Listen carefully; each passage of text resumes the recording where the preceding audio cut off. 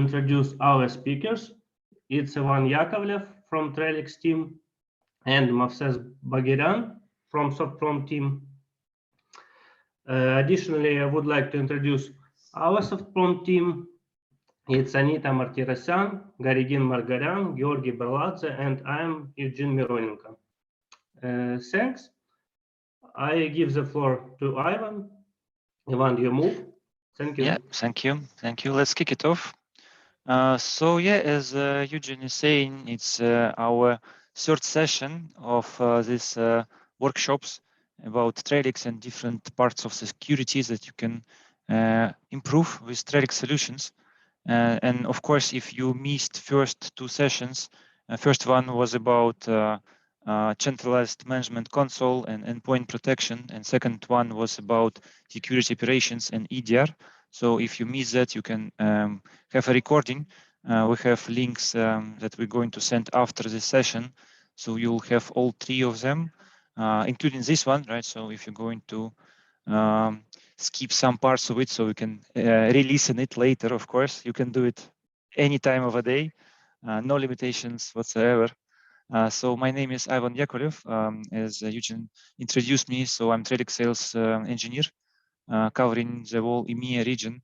And then we have Moses, who is a Softprom pre-sales engineer. So I'm going to cover more practical side of things. Oh, not technical. Oh my God. It's too early. It's too early here. The theoretical part, and then Moses is going practical in the actual environment with some interesting use cases he can show during the day. So let's start. I think it's clear at the stage, right? It's a situation with ex-McAfee, ex-FireEye. We're coming together, we're merging together as single new company. So we are Trellix now, and McAfee is still there. It still exists, but it's only dealing with consumer, nothing else. And then a part of McAfee business that was previously with cloud security, in particular, and with web proxy. In addition to that, they are also split a separate company called Sky High Security. So yeah, enough with the welcome speech. So what we're going to cover today is DLP, right? Data protection in general. So why should we use DLP, and what is the usual scenarios expected from DLP type of solution, and then what we can do with our solution with Trellix DLP. So yeah, as I mentioned, theoretical part would be covered by me, and then practical part by Moses, and then yeah, we'll have a quiz at the very end of this. So yeah, stay tuned to get some cool prizes. So let's go. So not spending too much time on the introduction part. So of course we have quite a number of breaches. It could be quite impressive breaches. So in case when data of companies is stolen, right? In those cases, there could be huge fines, right? First of all, also regulations in many countries are more strict, especially with GDPR requirements. So pretty much any country or any company that is dealing with a European country just has to comply with this standard, right? So unless they have other more serious issues, so that's what can be actually done to improve the situation. So this type of solutions, they solve to improve the actual incidents when some attackers trying to basically exfiltrate important information, important data. It could be very different type of data, of course, but we see when customer information, credit card numbers, commercial information, private information, all this type of things, they are getting stolen. And then by the regulations, company who figure out they were breached, so they have also very limited time until they have to say to everyone that yeah, that's going to happen. That's happened, right? So we already lost some data of our customers. So yeah, please change your passwords. Please just do whatever you can. Maybe delete your information from this site if it's not too late, but it could be. So yes, that's kind of part of the story these days. And there are some very big situations, very big breaches when millions of user accounts were stolen, or where it's about credit card numbers or social security numbers. Because what's happening after, right, when malicious attacker, when they get this information, they can use it then commercially, right? They can sell it to other commercial teams, right, that are doing shady business. They can sell it on the darknet, and we see quite a lot of activities in that area. So the price for one credit card could be not too many, but when it's millions, that's where it's going very interesting for any kind of company, right? Even if it's if in your in a kind of areas that not regulated so much, right, as a financial industry or as some type of industrial systems, they have quite a lot of regulations. For health, there are a lot of regulations. So even if you're not in that area, still it can be quite important for you, just to be sure that the data is kept safe. Of course, it's a long journey to understand, first of all, what type of data you need to protect. And that's quite critical for every data protection project, because it's not only about blocking breaches, right? It's not only about blocking attacks, but also how to deal with the whole process, right? How to do it. So in terms of what could be a damage from a breach, right? So that could be legal regulatory penalties, right? So when you have a fine from a liquidation company, then it could be loss of trust, of course, when it's damage to a brand. And there were companies who had to close a business after breach, especially in some cases when they were very confident about, yeah, we have the best protection, we have everything in place, but then they were breached, right? So that could be really ruin image of a company in eyes of public or in eyes of customers. And then, of course, loss of intellectual property, when some trade secrets can be stolen and used by competitors. So that's always something you may need to protect, right? But the first step to protect is going to understand what exactly you want to protect, right? So that's quite critical in terms of data protection, to understand what exactly you need to protect, and then second step would be how to protect it. So first challenges in this area is basically it's really hard to protect data, because data can be anywhere, right? Data can be on the endpoint level, on the network. It can be in transit, right? So data can be shared across different systems, different machines, different applications. Then some data can be kept in cloud, right? And sometimes when you synchronize it with your cloud account, you have no visibility what's going to happen next, right? So how exactly the company that is in charge of this cloud, how exactly they're protecting this data, right? How it's kept, is it encrypted or not? What policies are applied? So unless you have some tools provided by this type of cloud solution, so basically you can be out there in no way to understand where exactly it's lying and how to protect it there. So yeah, remote usage is when users are working from different areas, from home, from hotel, if users are traveling. So that can be also quite challenging to figure out what would be the best way to ensure they're productive, right? They have all the tools they need, but at the same time, if the data is also kept safe, even in these unsafe locations, like when user is connected from hotel or from airport, from some public network, from coffee. So yeah, it could be also very different type of threats, right? It could be in most cases, right? We see it can be actions of internal users, sometimes on purpose, sometimes not really, sometimes it's just a mistake, but still it happens a lot, right? When it could be access to your database that is open from outside, so someone can connect to it if passwords are not good enough, or if the actual system is vulnerable, right? And that's a second major case, when the actual system can be vulnerable. There are known vulnerabilities or unknown zero-day threats, so it could be breached in some way. And then about complexities, right? So we have a lot of different in IT systems, and some data is sensitive, some data have to be shared because just it's the way how the data is used by multiple teams, multiple groups of people, can be also shared with third-party companies, with different organizations or your partner organizations that you have to work with, but still it could be not so easy to keep it under control, right? To keep your visibility and to keep your actual environment safe, especially if it's part of the cloud infrastructure. So it could be quite challenging to ensure security settings also in all type of clouds the same way, right? And to have the same visibility over the data across multiple areas. So what's our approach here? What is Trellix DLP framework? So basically it's multiple steps, right? Multiple steps that need to be done. And I would say the first one is classification, which means you need to understand what type of data you really need to protect and keep track of. So then when you have some idea how to figure out the data, the type of data, severity of this data, if it's being lost or stolen.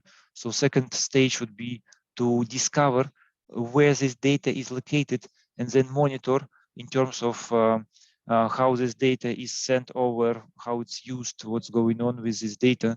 But first, in most cases, you still need to understand how to classify it first, right? What type of files, what type of information could be critical. If application is created this file, or if this file is kept on the specific shared folder, for example. So all this data can be quite important.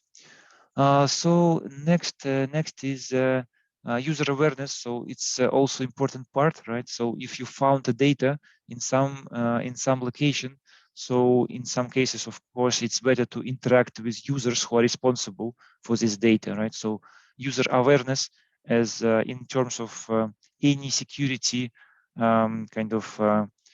sub-industry, it's critical, but in data protection, it's double critical, right? So user awareness is what we really want to ensure, right? So we need to educate users. We need to figure out if data is to be kept in specific registrations. So user who responsible for it should be taking it back, right? Even if it's even if it's not really even if it's get maybe not in the right location, so it should be user should be informed, right? And when user is also sending some files, user should understand that these files could be important for organizations, for their organization. And especially when user is posting something in the web, also it could be important not to post something that may be not right. Yes? And it could be also some specific words or combination of words that should not really be used ever by a company personnel. So that's also important part. Enforced control, it can be perceived in some areas of security as a first step, but in case of DLP, it's kind of coming after a lot of things, right? So we ensure that data should be blocked, right? If it's going to be shared in some way. So it's not really first step of the whole process, because it's really most important to understand what type of data we are looking for, and then just understand when the data is laying, right? So to run some type of inventory to understand where the data is kept, where it should be kept and where should not be kept. And only after that, when we figure out some use cases, how to deal with this data, important data, so how to block any attempts to misuse it in some way. And then, of course, we have incident management to understand what is going in the cases when data was blocked to spread, when vectors of spreading this data were used in successful way or in not successful way. So we can use not blocking actions, we can use also lock only, but still we need to figure out if the data is under control and what happened, right? If we need to kind of tune it further with what type of data is used or not used. So that's way how we have this life cycle of kind of reclassifying the data with probably better approach. Okay, so let's move on. In terms of system, So if we look from the different perspective, from different angle, so data can be kept on the endpoints, and most likely that's the most common place where you use the data, because users, they just need to access the data, and with a different approach, it can be multiple things, right? So we can discover the data with different type of content.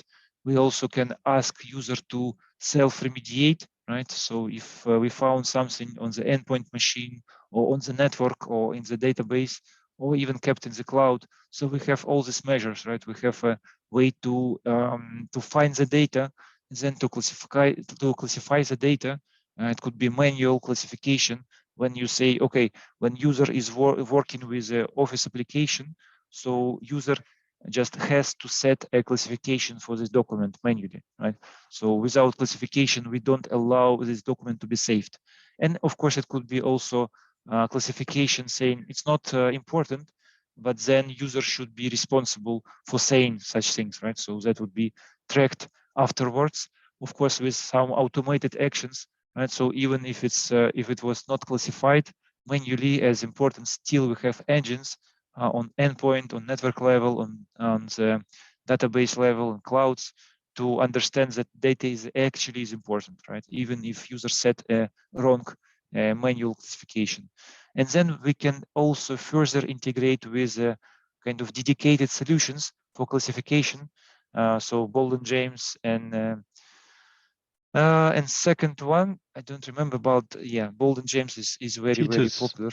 Titus, yeah, exactly, yeah. Titus and Bolden James, these two guys, they very, very good, and they specialized in this type of solutions, and we can really integrate really good, especially with on-premise e-policy orchestrator and on-premise DLP solution. But yeah, with cloud as well. So, and then protection is also important on different perspective, different angles. It could be endpoint when a lot of things can be used to send information out in some shape or form. It can be sent to a printer. It can be shared with a USB drive. Also, you can send it over some type of application, or use a cloud service to send it out. So there are different ways how we can protect it with different approaches. Because yeah, not all the actions can be same for all the different type of vectors.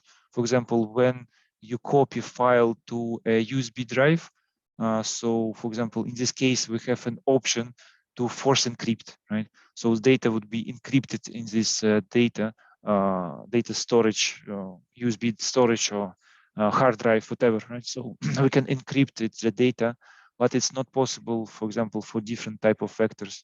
So it's really dependent. And of course, we can have different management tools, like customizable reports, when you have better visibility over what was shared, and you can then send it to a right team, manager of a specific team, saying your users are doing something not right, your employees not really correct in what they're doing. Okay, so then from the perspective of our solution, of Trellix solution or ex-McAfee solution for data protection, so it's kind of similar situation with what we have with other platforms. So we have e-policy orchestrator to manage it, right? So e-policy orchestrator, EPO, is managing 100% of our DLP components. So it could be on-prem e-policy orchestrator. If you want to stay on-prem, that's totally fine. You can have some extensions installed in your EPO to manage your DLP endpoint machines and then interact with the network devices, because for endpoint presence, we have our DLP agent that is sitting on top of Trellix agent. So Trellix, or McAfee agent, as it's used to be known, is communicating back to EPO, and then we can choose what modules we need there, right? So we can put DLP client on this endpoint, and then we can also put an encryption client, for example, on the same machine to ensure security and data protection, and also encryption of data kept on this machine.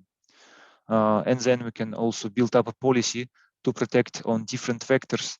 And today Moses is going to show us few very good samples. So that's endpoint protection. But then in case of protection on the network side, we have our DLP prevent appliances, right? So it could be physical appliance or network or virtual appliance to integrate with network traffic, right? Network system. So we have a way to have a dedicated integration with email gateway or with web gateway, right? So it can be pretty much any standard web gateway or email gateway that support standard protocols, right? So that's MTA in case of email and ICAP in case of web, which is most common protocols, and most of the systems, most of the vendors, they support it. Then for the data repositories and data that is kept there in data storages, we have a DLP Discover. So that's a software that you can install on top of a Windows server and then run a scan, right? So basically we do a crawling, we do crawl of data and compare, right? If this data is important. So first we can identify it. So data is good or not, data should be protected or not. And then we can also apply classification, which can be tag, basically tag for a file saying, okay, this file is important. So then when we're going to send it over and use in some way, so it will be already classified, so we'll be cautious how to use it. And then we can also run a remediation scan, which means basically we delete it from the data repository if it should not be there and remove it into safe location. Right? So that's kind of multiple type or different scans that can be done by DLP Discover. And also DLP endpoint can do the discover as well, right? So when we use DLP client, we can scan the system from time to time and just double check, even if this file is not sent somehow, right? If a user is not printing this file, is not sending it over email, still we'll double check if file is still there, right? If any type of confidential information is kept on the machine.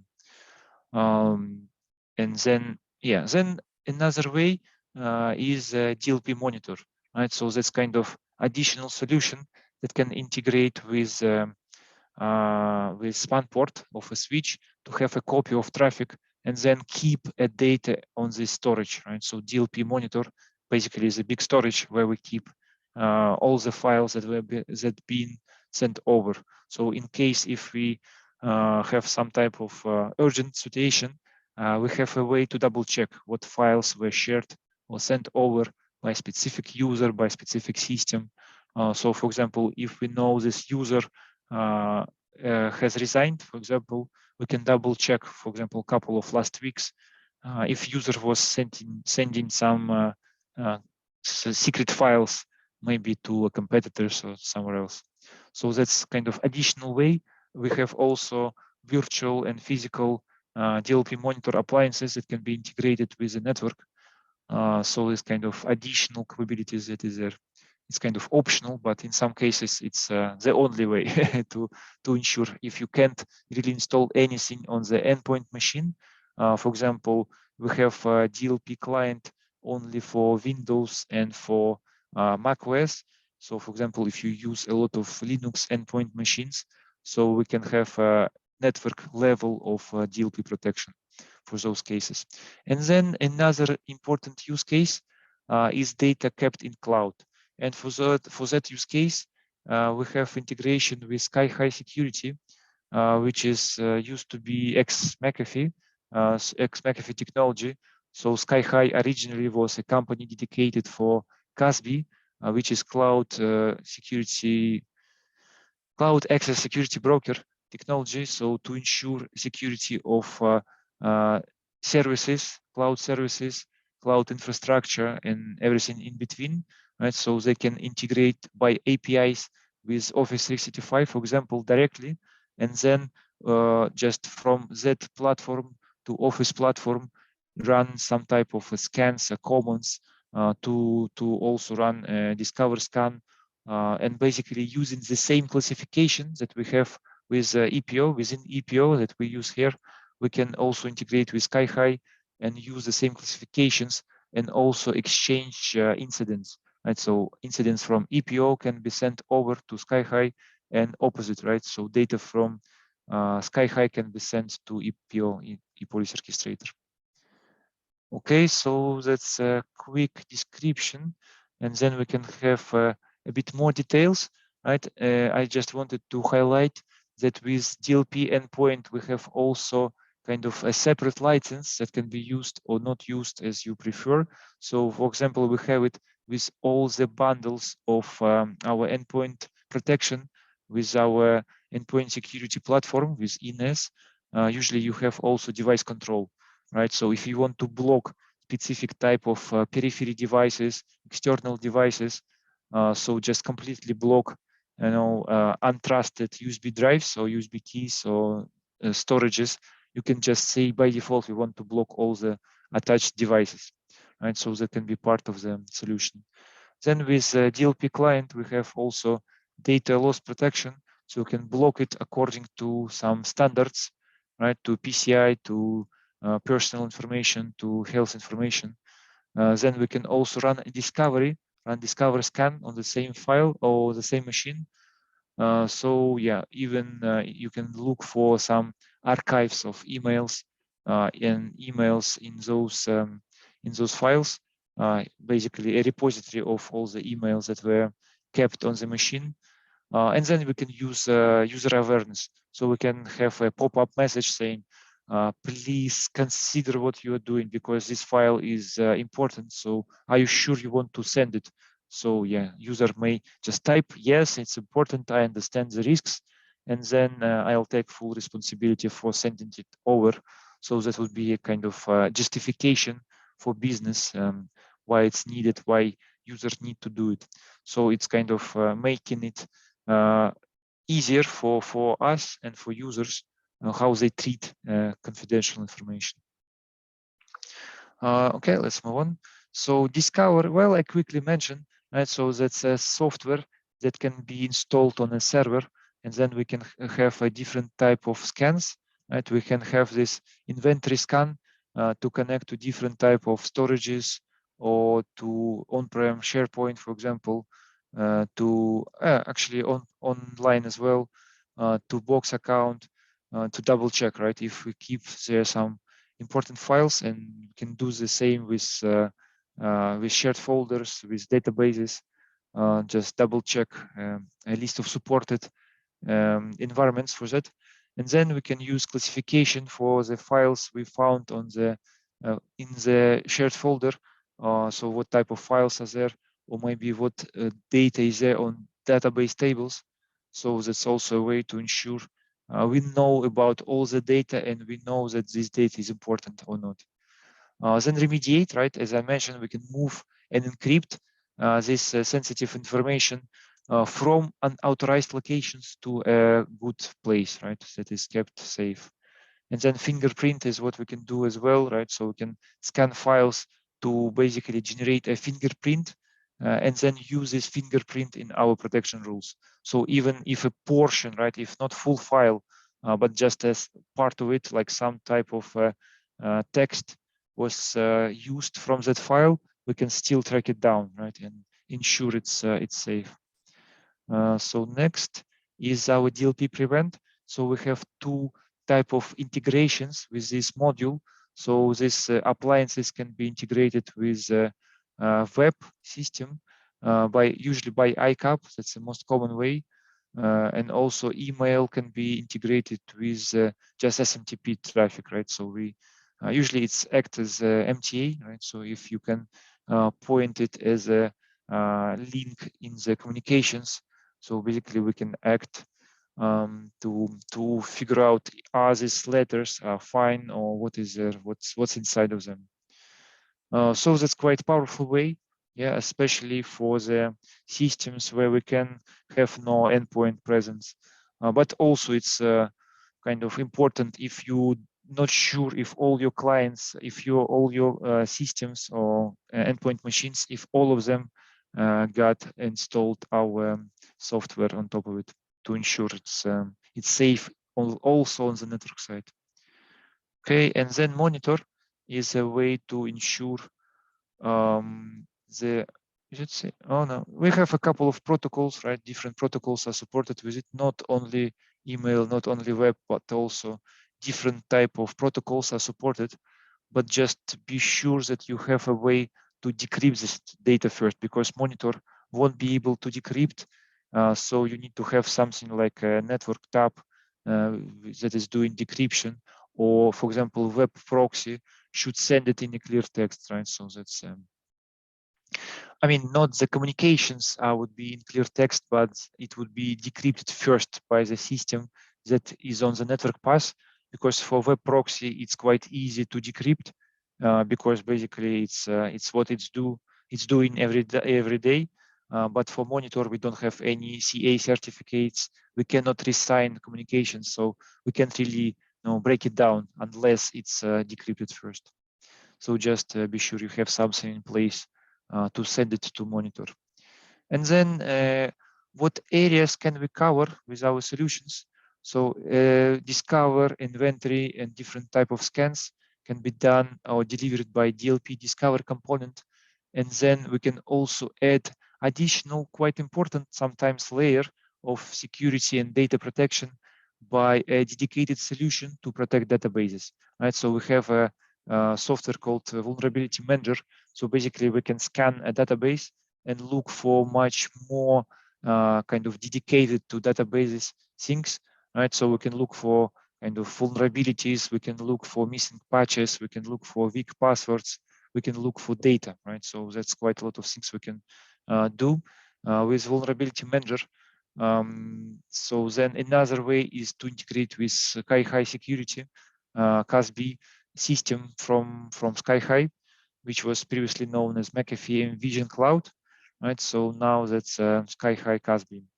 So protection can be done by some bundles that we have.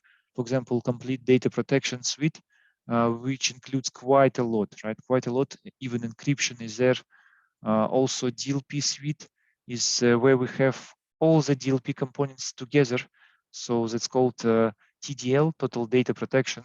So we have pretty much everything included for data protection. Only maybe Sky-High is separate, but yeah, it's a bit separate. Then endpoint protection. So yeah, to protect data, also we can use sometimes also these tools to ensure the protection, and then also a way to sandbox it with kind of sandbox appliance, maybe in the same network, just to ensure we don't have anything that is trying to be exfiltrated by some shape or form, maybe some credentials, some account information, which could be also important from perspective of data. Data protection suite, right? So we can not only scan vulnerabilities or some type of flows on the databases, but also we can have this virtual patching, right? We have activity protection with database security. And then also we can ensure it for SOC operations, for security investigations with Trellix SIEM, with ePolicy Orchestrator as it is, and with EDR tool as well. And also, as I mentioned, we have also not only on-prem EPO, but also cloud version, Envision EPO, or as it's called now, how it's called now, EPO SaaS, right? So we have it also integrated with two ways, and they're quite similar. They're very similar. There is some difference in look and feel, I would say, of it, but most of the features, and in particular, client software is 100% same. So we have the same DLP suite that is working with different type of EPO as well. Do we have time? Yeah, so a few things about classifications, right? So it's quite critical part of any DLP project to understand what exactly you need to protect and what is not so important. So we have, as I mentioned briefly, we have manual ways to ask user to actually put classification himself or herself. So for example, when you work in an Office application, so you cannot close a file without putting specific type of classification first.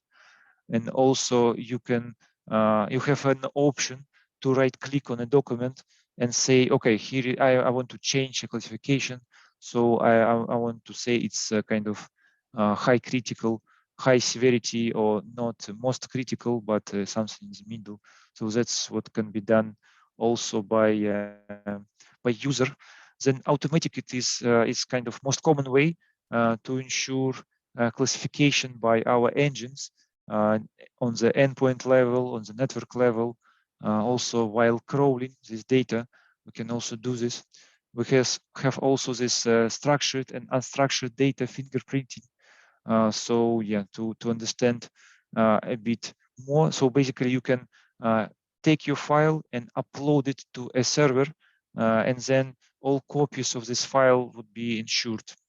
But yeah, also we have kind of regular expressions that we built up by default, and we have quite a lot of them. We have quite a lot of different type of policy definitions that you can use to build up your classifications, and those definitions can be very different.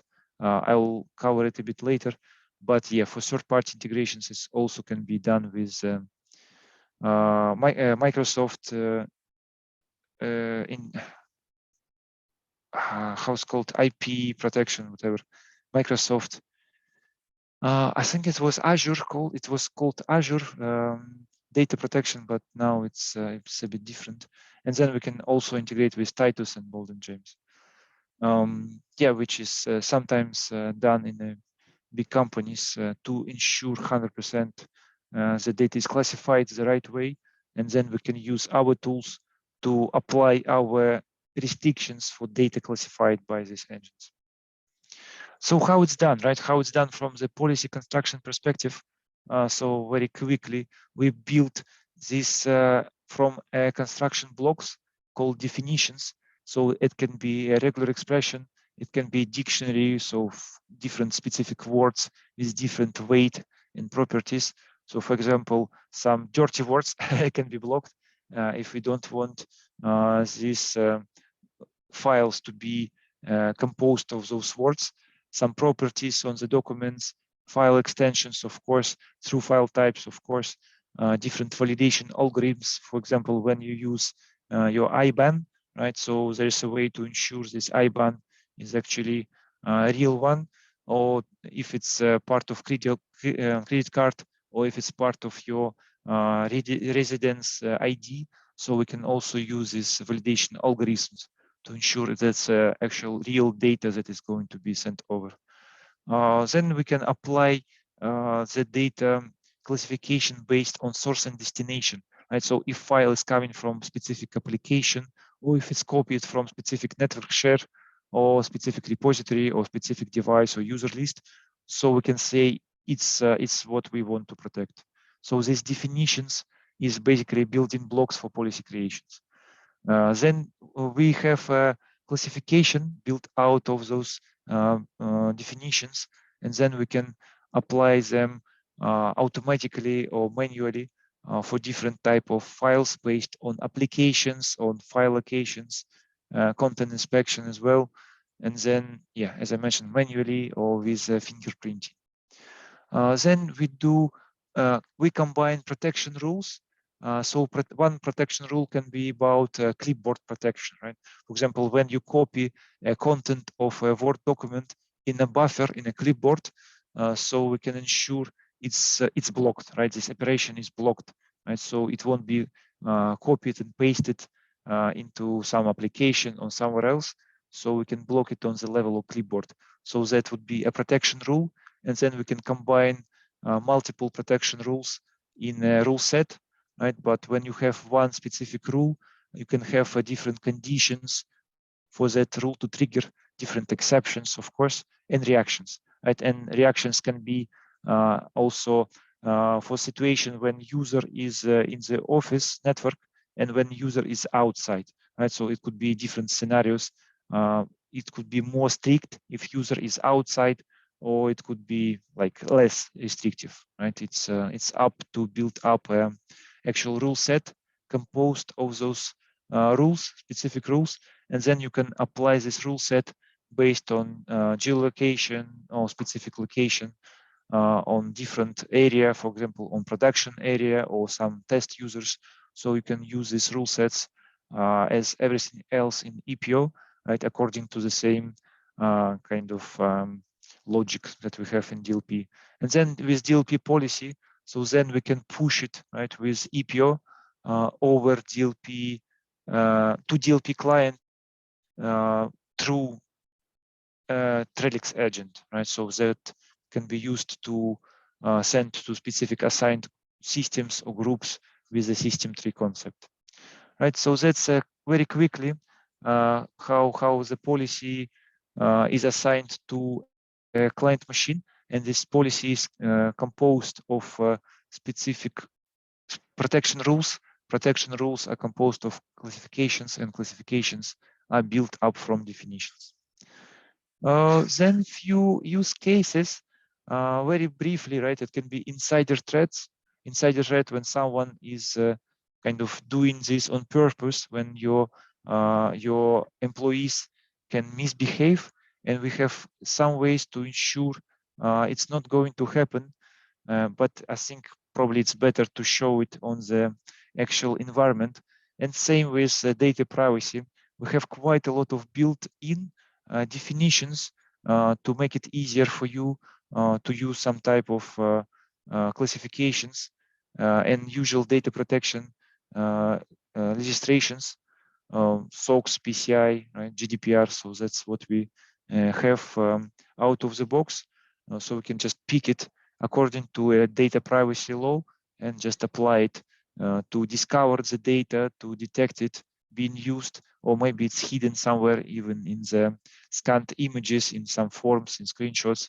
So we have this also OCR data recognition, when it could be an image, but then we can kind of understand that in this image there is some critical information or sensitive information. And then also we have this way to get better forensics capabilities. So basically we can learn on the policy level that data is being stolen or it's being used in the wrong way. And then we can have this database of all the violations. Then we can use it to basically ensure it's not sent to internet, but otherwise we keep it in our capture database, which is part of our DLP monitor solution, or also DLP prevent can use this capture feature to keep the database. So even afterwards, you can use a search on the database and look for all the copies of the file. I think that's pretty much it for now. So I think we can skip the other parts, so we can just go for a demo environment and take a look on the actual system. Are you ready? Are you ready, Moses? Sure. Okay, so, perfect. Yeah, Felix just answered the question about how we can actually, let's go directly to the answer, I think. So he's talking about how we can classify, adding some the importance, increasing some importance of level of classification and prohibit it to not decreasing it. So actually, this is not like that advanced. So you're just giving the permission to some specific user for adding some classification or tagging manually. So you are providing this permission to some specific users. Then, first of all, you're making the classification based on this, based on the policy which you are following in your environment, your company. So by these classifications, you are, for example, actually, I will show you in my lab as well. So I would just answer that. If user is set a lower classification, so automatically will still assign the most critical one. So if it's triggering something that is more severe that user have set for himself or herself, so we'll always change it to a most critical. So it's not really that kind of flexible in this regard, but still the actual benefit is always there, right? So it can be probably not done this way, but still you'll have a benefit of it. Sure. For example, here it is. So we have this kind of classification, okay, especially for this company. For example, for this, you're able to add some manual classification. So you are managing it. Which one is higher importance for this kind of documents? This is what you are managing, what you are configuring. Okay. So let's go to the, I think we answered already. Yeah. Okay. Okay. Yeah. So, I think it's answered, so we can just have our and just look over the system. okay. So first, you have your repo installed. You're coming to the software catalog. You're adding your McAfee device control. Actually, this is written device control, but it is full. So, and then after the installation, you will see these extensions coming here for the management. So you are coming to the DLP setting. You will add the license. You will go to add-ons configuration here. For example, you're adding your time zone here to just creating your logs in a time zone that you are. So how to classification? So we are supporting over 100 million now, and incident manager and so on. There is an important thing here is after you're configuring your DLP time by time, it is really recommended to come here and doing the backup absolutely with password. Okay, so you will have a big opportunity to bring all these things back after some incident that can happen in any company. So anyway, you can keep your policies somewhere in this backup. Okay, so also the Envision Cloud. So this is what already Ivan said. So this is how we are connecting to our Envision Cloud. So from here, you're adding your tenants, you're adding your username and password here, and you will connect to the Envision Cloud, and you can use, you can just integrate with that. So let's go to the classification. So the most important thing I can say is the classification. You have to know how and what to classify. First of all, you have to know the severity of the contents in your company. What is very important, what is confidential, what is risky, and what has to be shared internally, and what is not allowed to upload or shared with cloud or outside of the company. So anyway, this is the way you are coming to the files. For example, in your company, you have some UNC folder. So let me just make this one classified document, for example, based on the location. So you are coming here and making the classification rule suitable for our scenario, or some criteria based on the criteria. So first, this one, which I made already. Let's go inside of it. So we are coming to network share, the UNC one, for example. And this, you will have different type of things. If you have something specific, you can add it by yourself. So let's go inside of this and see how I made it. So for example, in this UNC folder, there are things that are very important. So if someone touch this or bring it or copy it in somewhere else, it has to be tagged. And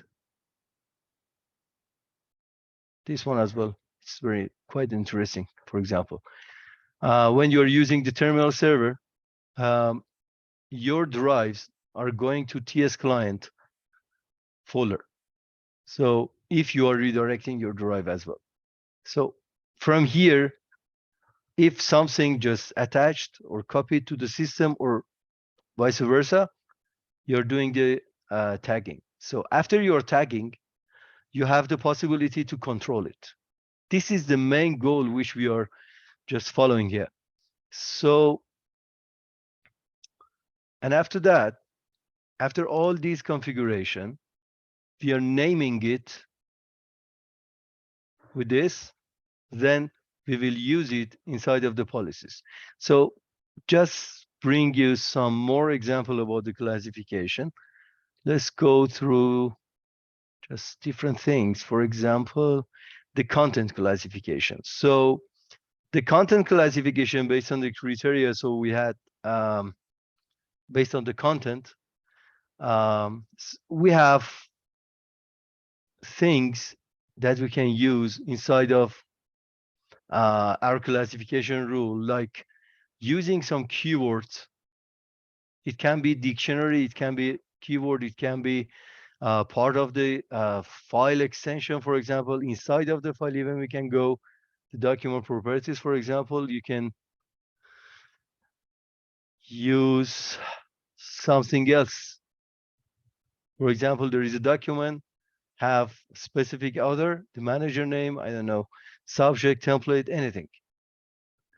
So you are writing it here, and the Trellix agent, when you are using some file, going to extract and just scanning through the file and find it.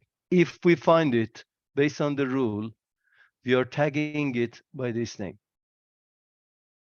Sorry, by this name. This is the rule. We can use multiple rule inside of one rule, multiple classification way inside of one. Okay, for example, this one. So from here, I gave him some dictionary. So this dictionary is about some specific file. It's in other language, so it is Russian. So actually, I can say most of the languages are supported. Please correct me if I'm wrong, Ivan. I think Yeah, it's a most huge of them number are, of so even languages. Armenian, and I'm not pretty sure on Georgian, but I think we Yeah, are yeah, should supporting be. it as well. Yeah. So it was 2-3 years ago they added already. I can say we've fulfilled the language packages. So this is how we are classifying it. So we have this, and we know what we have to classify. So how we can control the classified files. Let's go to some other things. How we are classifying. First, how we can use our users. For example, we have some financial department. We are asking them to, if you are saving some confidential file, some Excel file, please, after saving it, you have to add the classification, the right classification over that. So this is a way from here, this is a way we are sending them this pop-up. You will see it later. This pop-up that, for example, I can show you here as well. So, for example, this one, you are sending them that, sending them this configuration to just doing a pop-up and ask them for classifying this. Sorry about this slowness. Demo is every time demo is happening like this. So come on.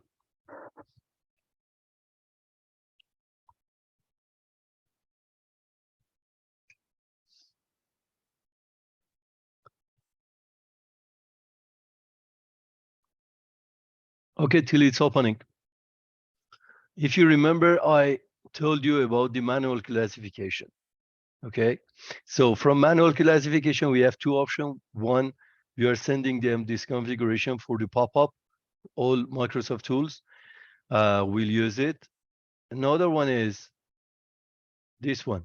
We are coming to each classification rule which we made, and we can add specific user here.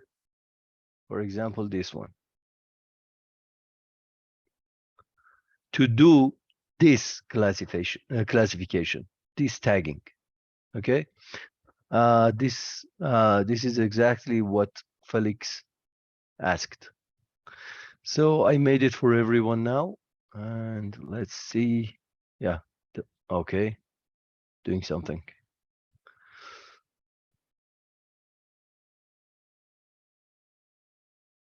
I don't know why it is so slow. Okay, so enable editing, for example, writing something here and going to save. Also, the plugin will add here as well, you can see.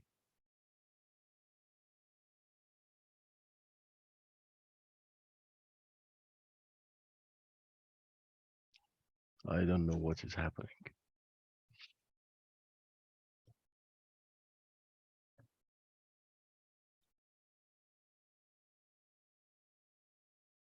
Yeah. So here we go. Yeah, it is already tagged. So this is the way we are doing tag on this. Let's just delete this and close it.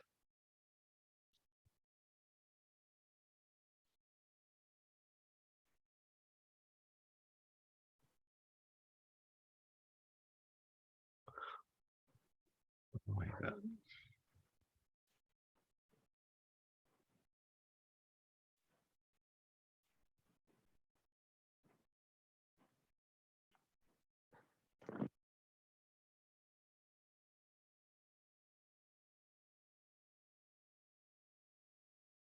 Let's remove all the things from here.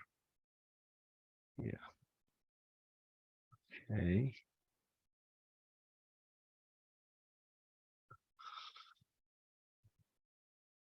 Mm-hmm.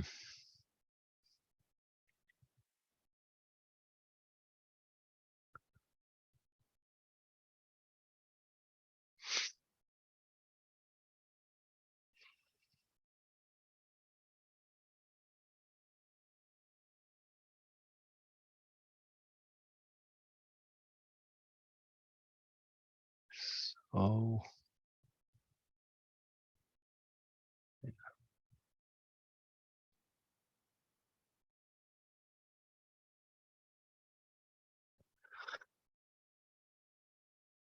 here is the manual classification which I added already. From here you can do that. Or you can, for example, send, it is MBM. So let's open it again.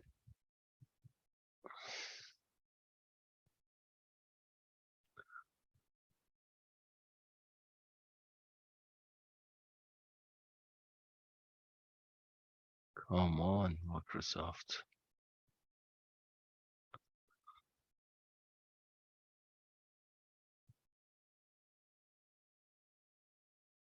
Mm-hmm.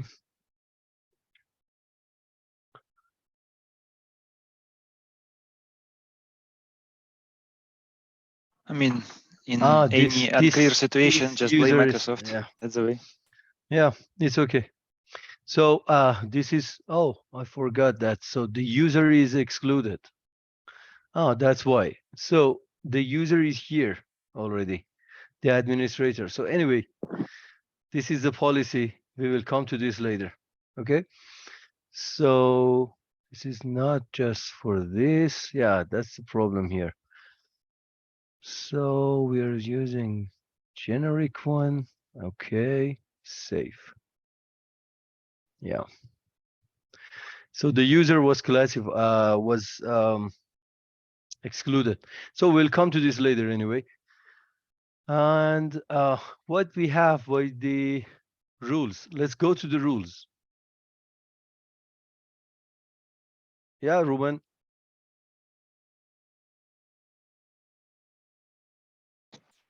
Yeah. Can we let Ruben speak? Yeah. Ruben. I have any question, but I write this question in chat. Yeah, please write it in the chat. Yeah. Yeah, it would be perfect if you can write it in a Q&A session, so we can track it down. So it won't be lost. Okay. So let's go to the policies and see what we can do. So we talked about the discovery. So first, we have to make some scan for the discovery. And this is the way for the discovery scan. Actually, this is endpoint discovery. Because of the demo, you know, we are not going to do the network discovery as well because of our time restriction. So let me just show you. It is so similar. So you will see what we can do by the scan of this discovery scan. So this is how we are scheduling it, and this is what we are asking to do by making a new policy with that. So we are asking this scanner to run, and then we are coming to the policy and giving the mission. So if you saw these words inside of files, you will do this reaction, tagging this.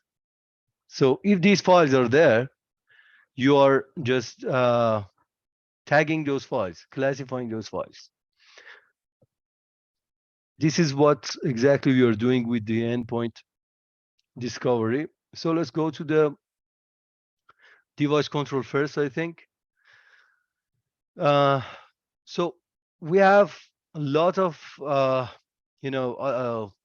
different type of rules here we can use for even plug and play true type device, true encrypt device, the encrypted flash disks. So we can add some smart some policy for smartphones. Even we can use a policy to blocking the iPhones, blocking the USB, but letting them the charging as well. For this, so let's come through this. Then I will show you how we are controlling the client's configuration as well. So how we are affecting over the device. So what we have for this rule is we are just catching the removable storage devices. We are following the types which can be there. So file extensions and so on, file types, file extensions, and we are giving the reaction. So by the reaction, if we saw something executable inside of the flash, inside of this flash disk or USB drive, and if it is compressed file or this by these extensions, if they are running it, we are doing block. So it means there is no execution of the file allowed through the removable media.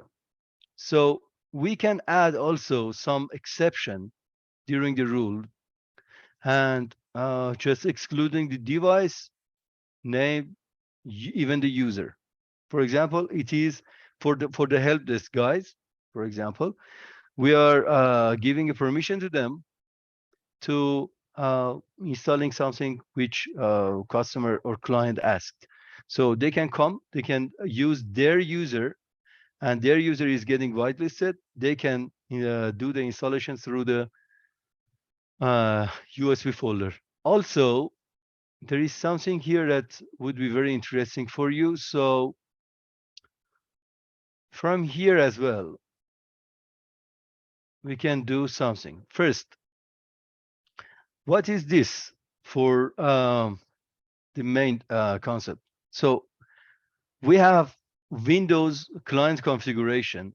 It is allowing us to configure it, to customizing it based on the way we need. For example, we are asking him to work even if the system is inside of safe mode. We can come to clipboard. For example, there is some specific things, some cooperative things, some third-party things that doing the clipboard activity, we can add it manually here to just monitoring the process as well by the DLP. We can tracking the content. So through here, we can customize it, optimize it based on the system which we have. Okay. So these are some VPN stuff and logging. We can change the logging level. And we are sending the evidence as well. So I think, yeah, it's, where is the evidence? It was not here. Oh yeah, it was in the server.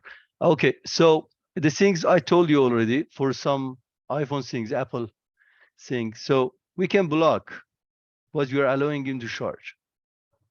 So in both ways, we have our choice here. We can just 100% disabling it or just giving a power.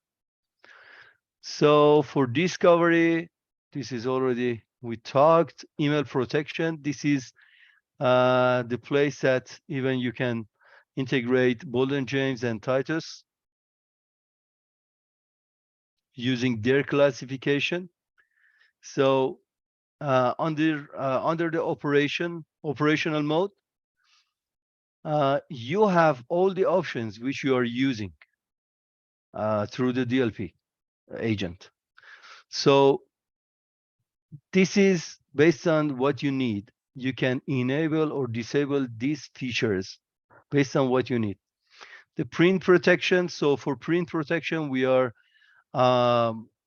able to add some new processes here to getting monitor if there is some third-party things there. So yeah, for example, removable storage. So if we saw something, we want to ask for deleting that, but there is two ways, just delete only or aggressive. It means the aggressive is wiping the file. So it is unrecoverable. This is again based on your company's policies. So screen capturing and shared storage. So there is a thing here that we have to very paying more attention on this. For example, the evidence. Sometimes some maybe insider just trying to send a really very high confidential file, high risky file to out of the company. So we have to have some evidence of that. If, for example, consider that we have our inventory, we have a registered document, we have a lot of things by the network, and at the end, we have our tagging. So the guy trying to send it, he's getting failed, and we have to have the proof as well. What he changed, what he tried to send, or some kind of other scenarios it can be. So the most important here is, where is the evidence file? Even if it is removed by the insider or some customer suddenly did something wrong, for example, we have to have this evidence. For this, we are sharing this kind of just UNC file So we are sharing a folder in a network with all agents, all clients, and giving a permission by the user over this folder. It is very specific folder with restricted permission. So I just use it because it's a demo. So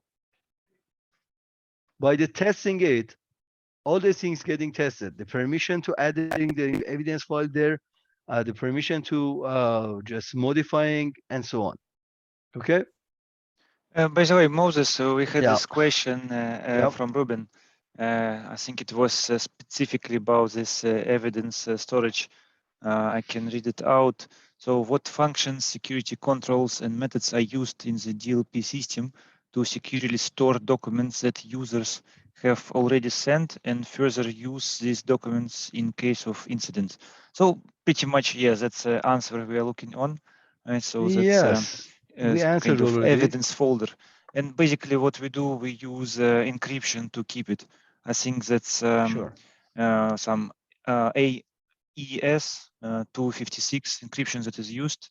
So basically that's evidence share is encrypted. Right? So it is possible to just copy to the flash drive, copy to somewhere else. So anyway, we have FRP in additional in Trellix. So we have file and removable media encryption as well. Okay, so we can use this rule over this kind of things. If it is passing through the system, for example, if it is copying over the flash drive, it has to be encrypted. So we will come to this later. Actually, you said about the DLP prevent. So even in the prevent, if we saw something like that, we can encrypt it by the prevent. Yes. So I don't think so. No, we can't encrypt no, with not prevent. prevent. Only if it's sent. If it's sent to evidence storage, by right? discovery. From prevent. Sorry, in yeah. this case, yes. By discovery, we can find it actually. So what else we have here? I think, yeah, and web protection.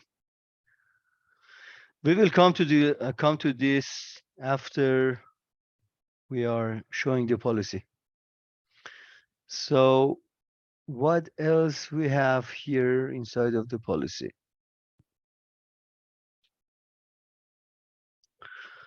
For device control, for example, the executive. Okay, let's review this, then I will show you over the system. So the other way to doing it is asking this policy to make the USB drive just read only. So we cannot change anything there. And do some exception as well if you need.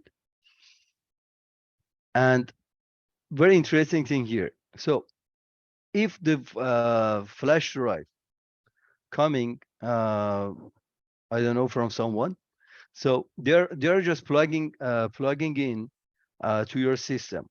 It is read only, but we have to have our permission from. Actually, we have to give the permission to our antivirus to see if there is something malicious there, remove it, and dropping it.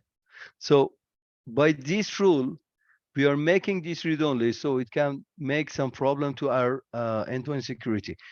But there is a way from exception to accepting this, making exception for this, excluding this process. So McAfee antivirus can come and do its scanning or doing some remediation or removing the file, the virus. Then let's go to the plug and play. It's a global one. So from this, you can make a global rule to just disable, just blocking all the type, for example, or some specific one.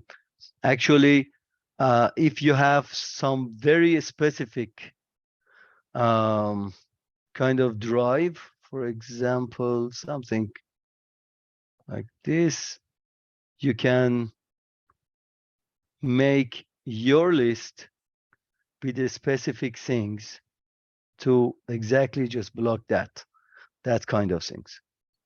or accepting. Again, the same way you can use for exception. It means the disabling all except what our company is using. So the reaction, these are for prevent, actually, no, not this one. So yeah, and this one, the access. So accessing these files with some exceptions. So I made some exception, for example, here to some specific flash drive with the serial number. How we can find these serial numbers? For example, when we are making some block over all of them, for example, all kind of the USBs, we are blocking it. So we will have the event. Through this event, for example, this one, we will see all the information of that device. So this is what we are collecting, and we can monitor by DLP Incident Manager. From here, you will see all kind of things. It is blocking by some device locking, web protection, for example, and so on. So this one, for example, make some rule and what exactly happened, from which user, which IP address, which computer, and what is the policy with the revision. Okay, and even the evidence file. So we will come to this later for doing some more analyzing.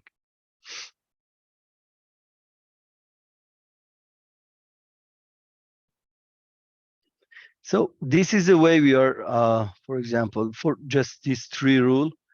In summary, this is the way we are blocking the devices that are not allowed. For example, I don't know, we added here already or not. Yeah, we have something here, for example. So what is the user on this computer? So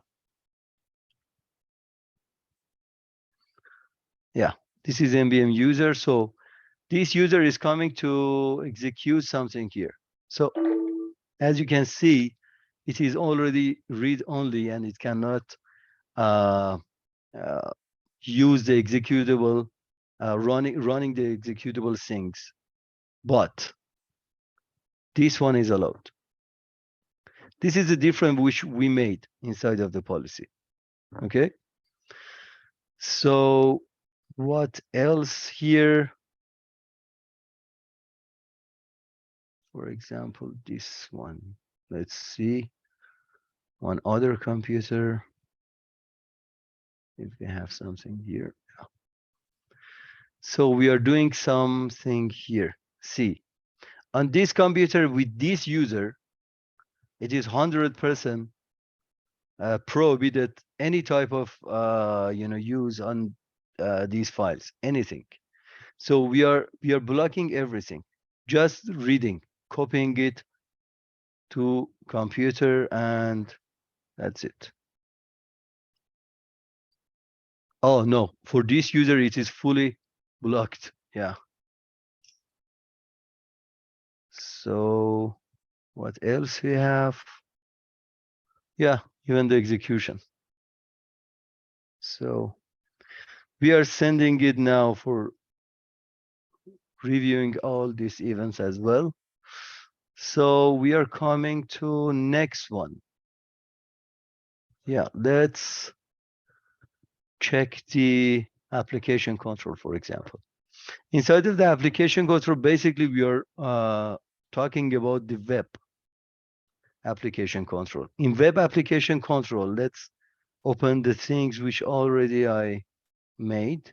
So I added some list of some URLs. So we will go to this URL as well. You can see what kind of the URL we can add. Even you can parse it to make this correctly and send it to the policy for use, and some prepared already, predefined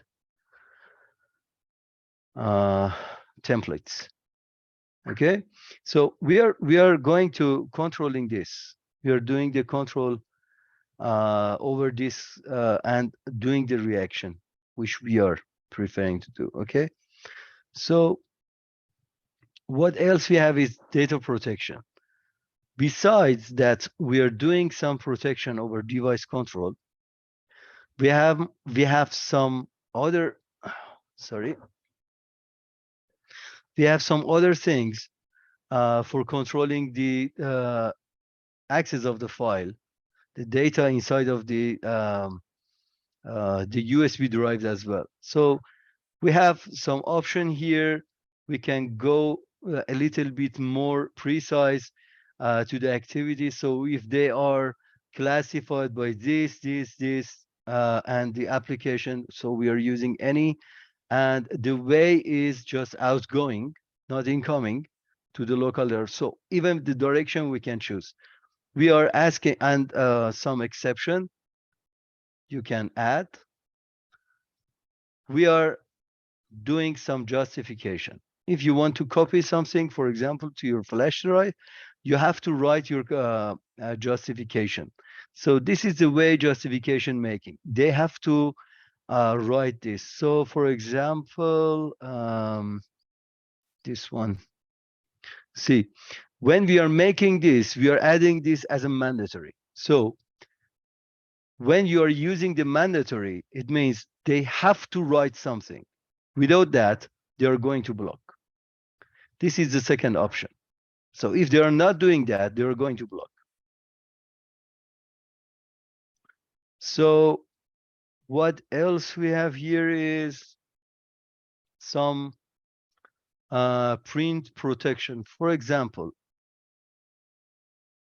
we are making some classification. We made already some classification. We know those files are very critical.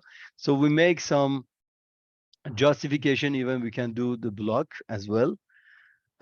We can use this to controlling the print. For example, where is it? Moses, excuse me, time is right now. Actually, I need just 10 minutes. I think it is enough for me. Yeah.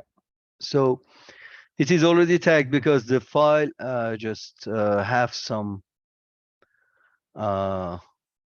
critical things inside. So let's do this. Print this, for example, to see how the justification is working.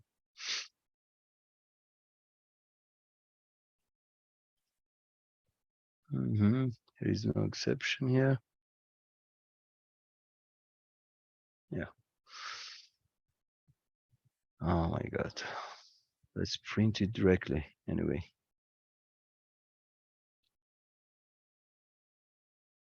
Yeah. Here we go. So from here, you have to write that, you know, my manager know about this, writing something, and okay, then it will go to print after this notification. Okay. So I think it is very obvious to understand. And let's do this one.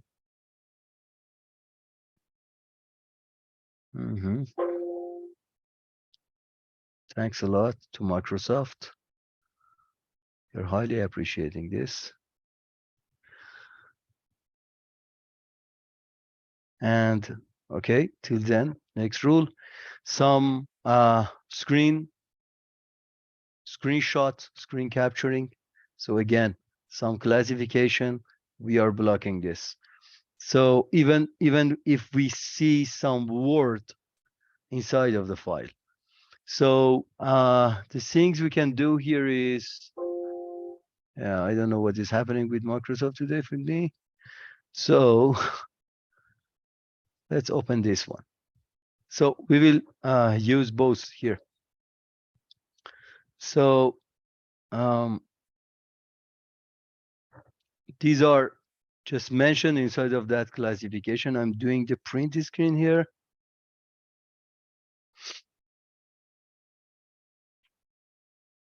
And also we have the clipboard protection as well. So I'm doing the copy, or anyway, screenshot as well. We have to write some justification. Without that, you will get blocked. Okay. So here we go. This one is okay.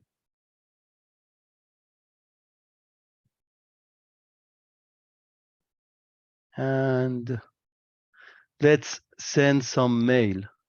So we have some email protection. So if the mail contains some classified file and we want to send it to specific user, specific email address, this email address, it has to be blocked by the reaction. Actually, yeah, it is blocked. So let's see that.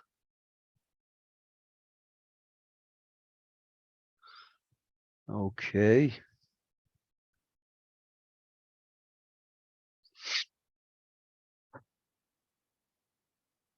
Right. Okay, we have some question here.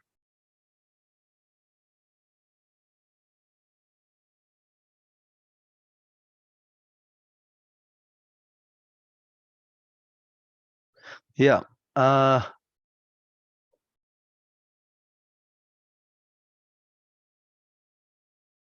No, if you are sending this out of the company, yeah, it is possible to get removed.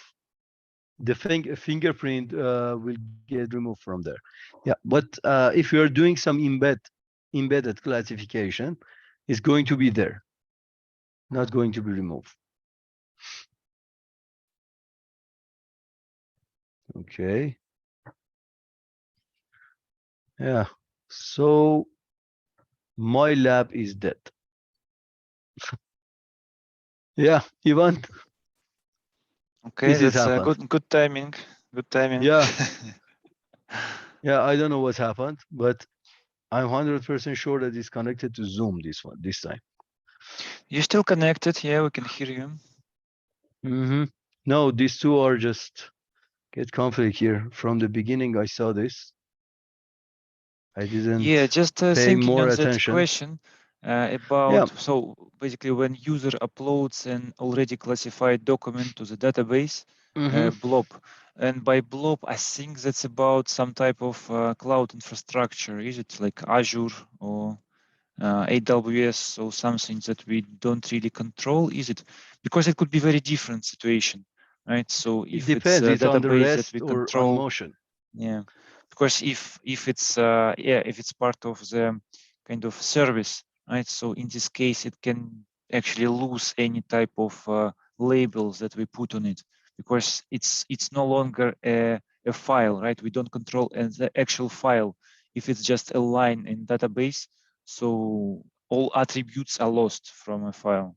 So in this case, yeah, it will be lost just because of the how it works, right? Because of the technology that is used by database. So it depends if it's on-prem database and if you control it, and if it's actually like more like a repository of files. So yeah, of course we preserve it, but it depends, right? It depends on what type of classification is used. If you use fingerprinting or if you use just different type of classification. So that could be a bit of different scenario. Okay, so officially we have your lab environment no longer working. So no, lab is working actually. The application just is it failed? Yeah. Are you reconnecting? I'm trying. Yeah. So it is here. What we have, I don't know why the load is going to 100%. Watch this. 24 logical process. I'm not using that anyway. But not today, yeah. no? Oh, yeah. Good one. So anyway, let's go to this, if it is allowed me to do that. So what you wanted to show and the just end? the only thing definition. left, maybe the email protection, I think. Others are obvious. So here we go. One more thing, maybe interesting for Ruben or someone in systems. For example, if you have some file, it is encrypted, this is the place that it is going to store inside of the metadata, okay? Yeah, it's So- similar to Okay. what Bolden James is doing as well, Yeah, right? So they keep yeah, the we are data doing in the same. attributes of file. Yeah, it's happened here. So something, it was for print screen and just sending it by MBM to TM. Yeah, and test. And I don't know, the file is, for example, yeah, it is tagged already. So you're coming here. Come on, you can do that. My lab is dying. How it is possible, you know, 24 logic processor just going dead.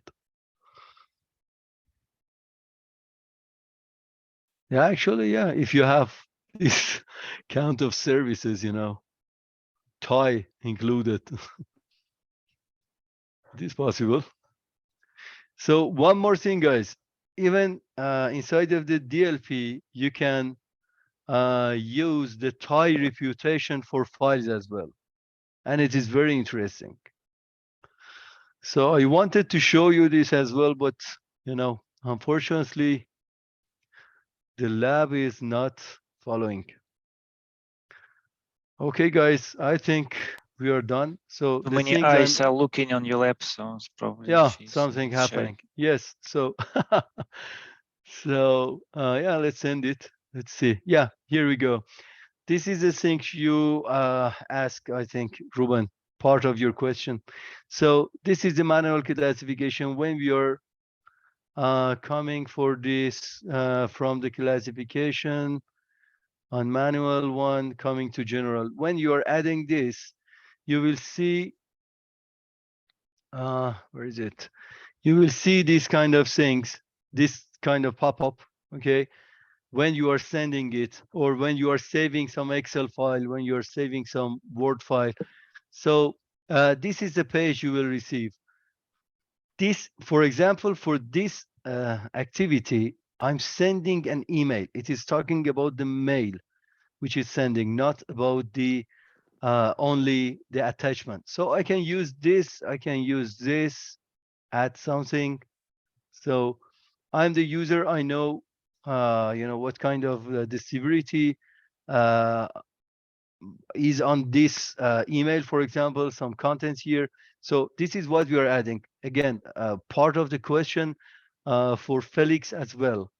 It's a question of the Felix. So this is how we are doing it. So let's okay and see. My computer is working or not.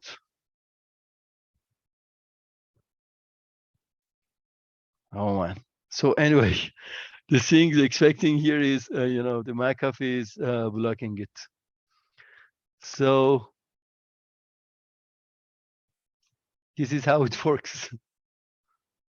I don't know what's happened on these computers, but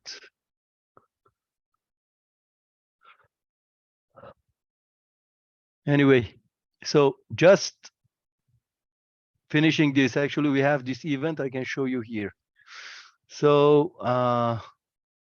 to finishing our session today, let's come to our dashboard and finishing it. So we have data in use and motion. We have data at rest. This is what just Ivan mentioned here. So data address for event as well. So for endpoint as well. So for example, this one, data in use and motion, we have we are just summarizing our incidents inside of these dashboards to see what exactly happened. For example, some print protection, what exactly happened here, what is the incident ID. We can go to incident ID. Even we will see the evidence file here. You can click on this and save the evidence in your lab, in your computer, I don't know. So even we can change this resolution. We can send it to some reviewer, and you will see in additional information, all the information about the file, all the information about the endpoint, and reporting the product here. So what else we are expecting from here is a good investigation. So from here, you're investigating something, you're just looking for something happened by some specific user, for example. Sorry, where is it? Okay. Anyway, this appliance IP. Based on the IPs, you are searching IPs, for example, I don't know.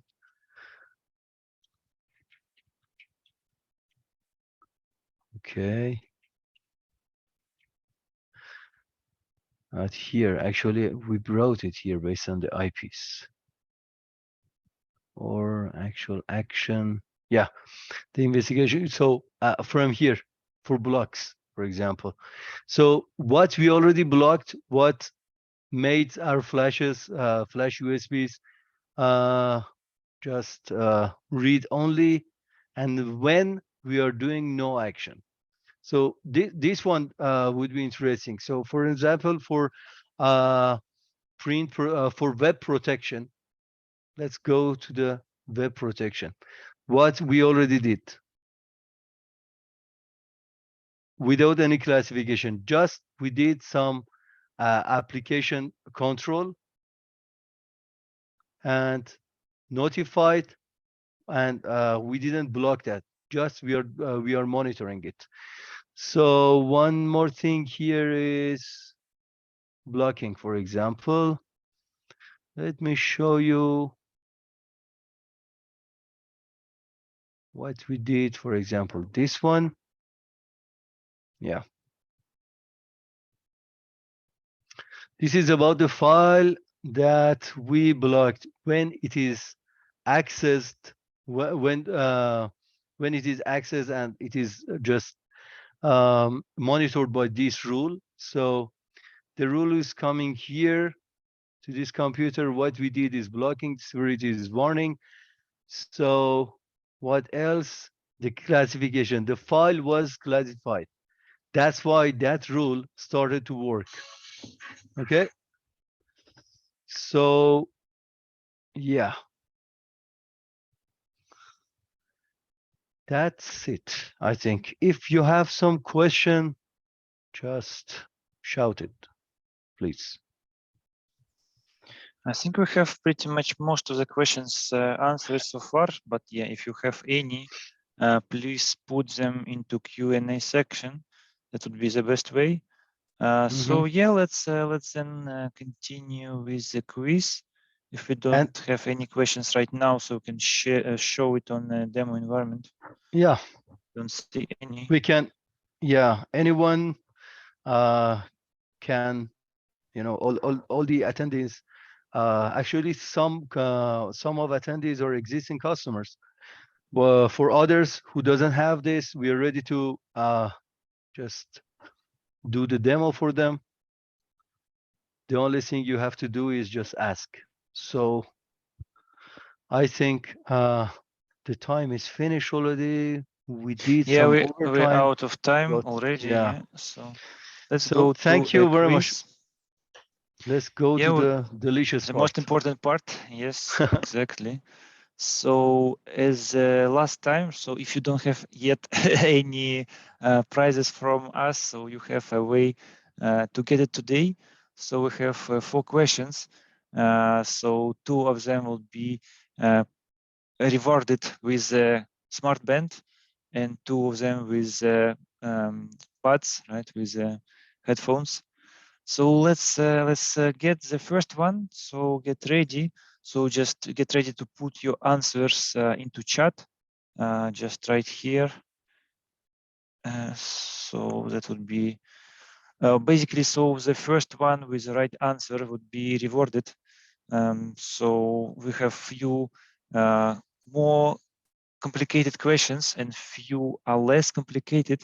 I think first and third are a bit more challenging, and second and fourth are a bit less. But yeah, just get prepared, get your fingers on a keyboard. So let's have a first one. Let's have a first one. Okay, so first question. How many user accounts were compromised during the largest data breach in the history so far? Right, it's I mean, it's a bit of guessing, but if you have the closest answer, so you'll get your great prize that we have. It's a bit challenging one. Of course, you can Google it. So just my hint, the number is Really very hard. large. It's huge number. So just what's the maximum number you can imagine? more, put more. We have one answer. More, just even more. Oh, less. No, that's too much. Felix, that's too much.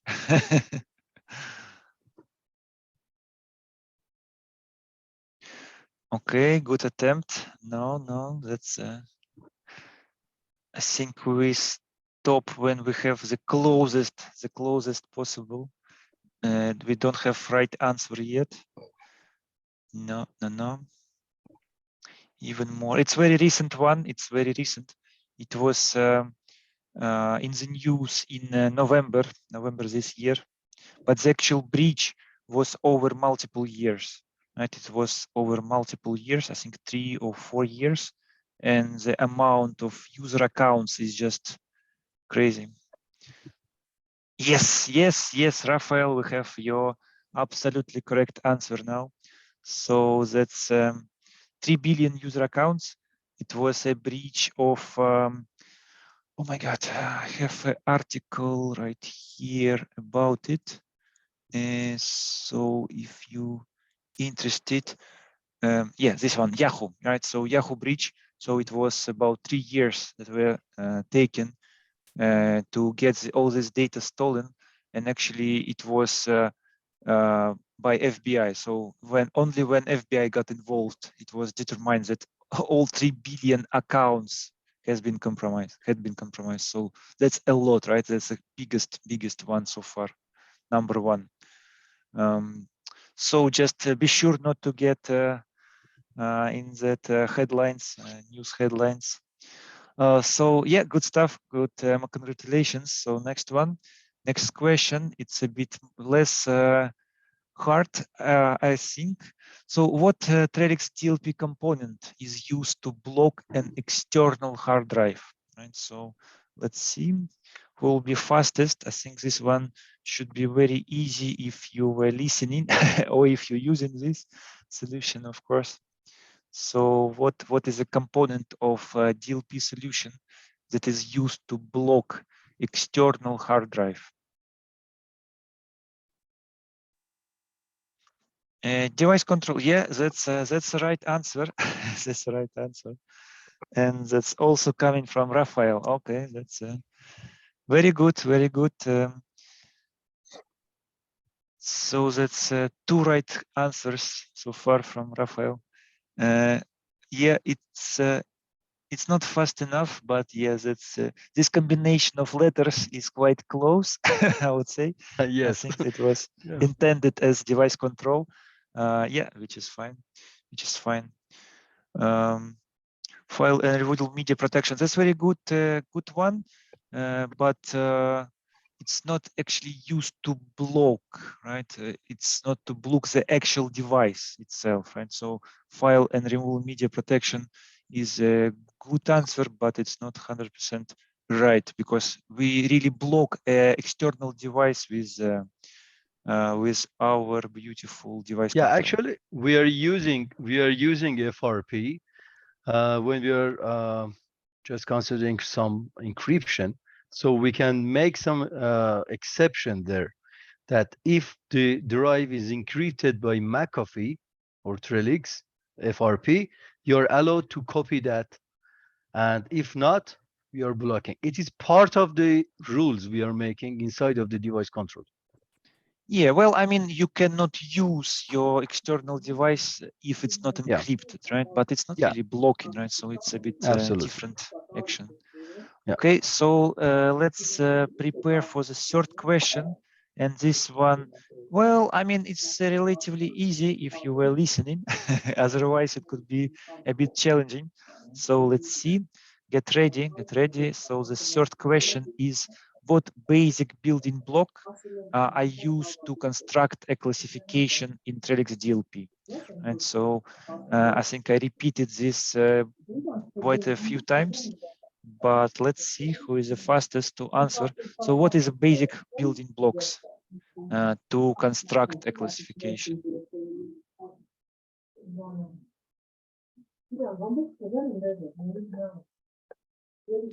Okay, we are waiting for your answers.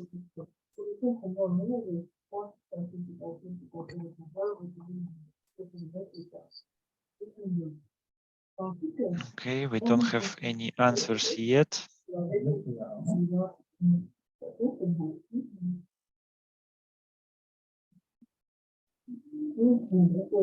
It was on at least one of the slides. Not close enough, but not really. So when we build up a classification, so from what components our building blocks is it composed from? They're kind of like smaller blocks and then even smaller blocks and then smallest blocks. So I'm asking about the smallest blocks and kind of a common term for them. Yeah, it's a second, a bit more challenging question. It's not easy one. Content classification, no, not yet, no. It's quite close, but yeah, the actual term is a bit different. So yeah, if you try to remember, because it's not probably something that is easy to Google, right? So that's challenging. It is challenging, but it was on slide today, and I was actually emphasizing this a couple of times. So let's see if I mean I can reminder not content classification and not content fingerprints. No, it's kind of a larger type of a building block, but I'm asking from the most basic, the most kind of small chunk from which you build up your rules and how it's called in the interface.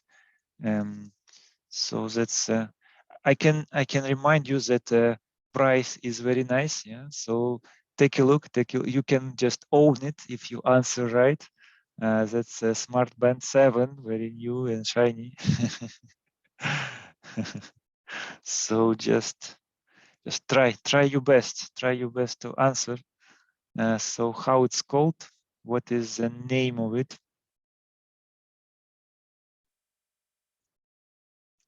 Discovery, no, not this one. Endpoint security, no, unfortunately not the right answer. Please, more attempts. You can win your nice smart tracker. It's so close, you can even touch it.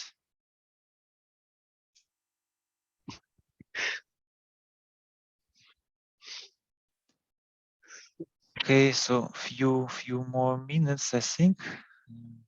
Auto classification. No. Maybe you will answer and give this option to most close one. I think data classification or content classification, I think. I mean, just well, it's it can global be fine answer if actually.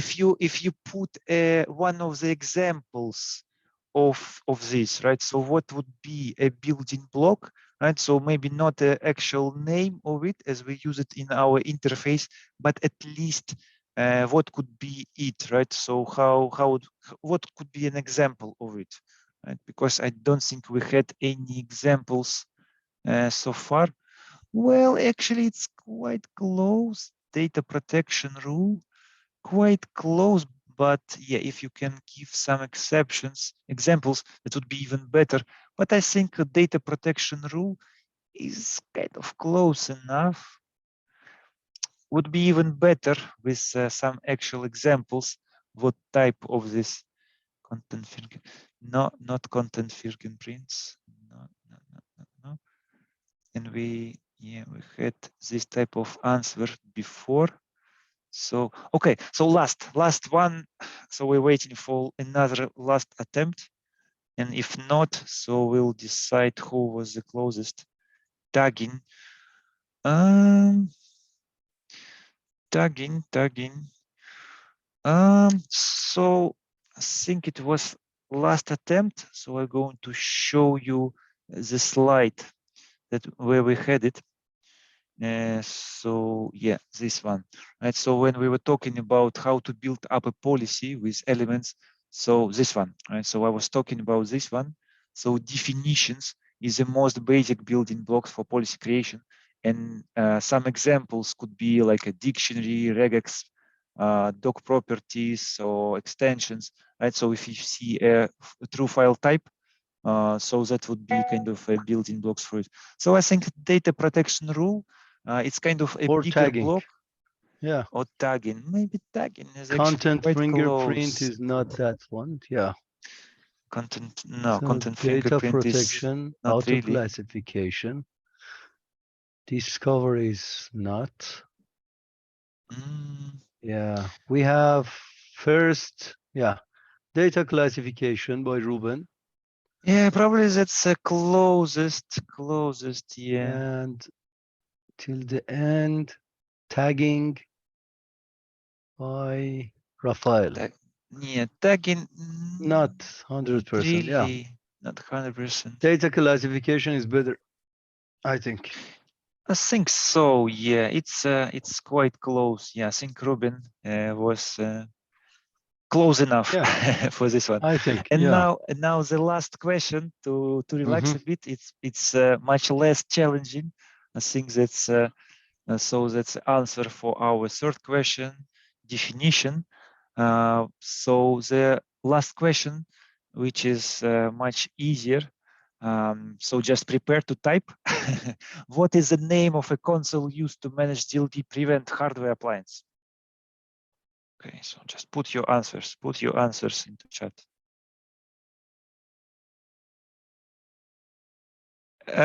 Close, but it's a different combination of letters. Come on, Yura, you can do it. You can do it. Just retype.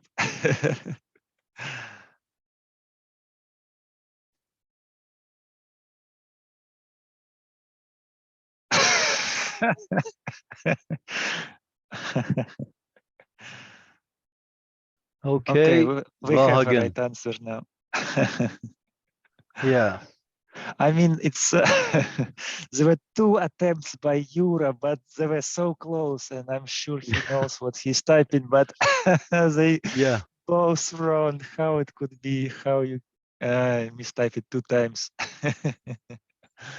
So the actual right answer was by Vahagen. Yeah, that's I don't know. Is it fair to say the actual right answer by Yura was not really close enough? I mean, definitely you know what it is. Yeah, it's very simple, especially after the previous one. Yeah, that's kind of a relaxing question. It's EPO. Yeah, of course, it's EPO that we use to manage all type of devices. Previously, in our previous version, it was kind of dedicated device that was called DLP Manager, but now everything is managed by EPO. Okay, so yeah. So we have our winners. So congratulations, everyone. Congratulations. And yeah, Well done. so maybe if there is other question, no. So